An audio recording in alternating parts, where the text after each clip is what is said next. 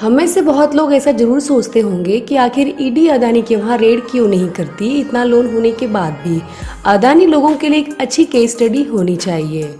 इसे बेहतर ढंग से समझाने के लिए मैं कुछ एग्जाम्पल लूंगी जिससे आपको आसानी से समझ में आ सके। तो आइए समझते हैं। एक बड़ी 3 स्टार होटल है, वहाँ पर एक मिस्टर चार्ल्स हैं जो होटल के एक बहुत ही रेगुलर क्लाइंट हैं। वो हमेशा होटल में महीने में कम से कम 20 दिन रुकते थे। एक दिन ऐसा हुआ कि वो अपनी नेक्स्ट ट्रिप पर अपने सारे बिल्स का पेमेंट करने वाले थे। इससे पहले उन्होंने पेमेंट की थी, पर हर बार वो कम करते या फिर नहीं करते।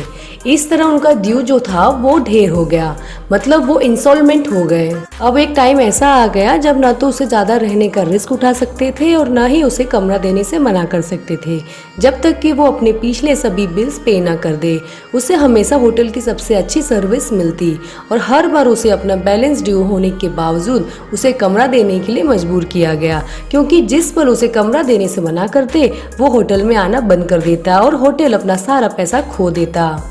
और ये सिलसिला तकरीबन 4 महीने तक चला। ऐसे में होटल कुछ नहीं कर सके, क्योंकि उनके साथ कोई कमर्शियल कॉन्ट्रैक्ट साइन नहीं किया गया था कि वो जब चाहे बिना पैसे दिए रुक सकते हैं या बकाया रख सकते हैं। ऐसे में कोर्ट जाने से कोई फायदा नहीं होता।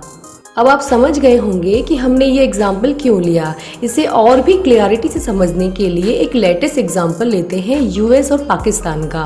अमेरिका ने पाकिस्तान को परमाणु शक्ति देश बनाने में मदद की और अब अमेरिका पाकिस्तान को खिलाने की अपनी जिम्मेदारी नहीं छोड़ सकता, क्योंकि उसे भी पता है अगर पाकिस्तान सरकार फेल होती है या तक पलट होता है तो उसके परमाणु हथियार गलत हाथों में पड़ सकते हैं।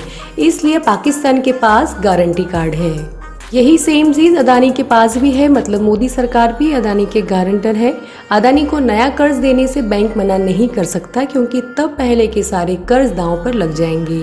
साथ ही किसी भी बैंक के सीएमडी उनके पास जो समर्थन है उसके कारण उन्हें ना कहने की हिम्मत नहीं होगी। और ऐसा नहीं है कि सिर्फ मोदी सरकार ही ऐसा नहीं कर सकती। आने वाली कोई भी सरकार गौतम अदानी को रिस्क में डालने का जोखिम नहीं उठा सकती। कोई मूर्ख ही ऐसा करेगा। अगर अदानी फेल हो भी गए तो बहुत ही कम चांस है ऐसा होगा। तो क्या फर्क पड़ेगा अगर आप उसे जेल में डाल दें। इससे देश को कम से कम 2.2 ट्रिलियन रुपए का नुकसान होगा। तो आप समझ गए होंगे कि कितनी जबरदस्त पावर लेके बैठे हैं हमारे अदानी साहब। मई 2022 में पब्लिश एक रिपोर्ट के अनुसार अदानी ग्रुप की फर्म का ग्रोस डेट बढ़कर 2.2 ट्रिलियन रुपए हो गया है। अदानी एम्पायर भारत की मोस्ट डेट बिजनेस घराना में सबसे ज्यादा कर्ज में डूबा हुआ बिजनेस हाउस है।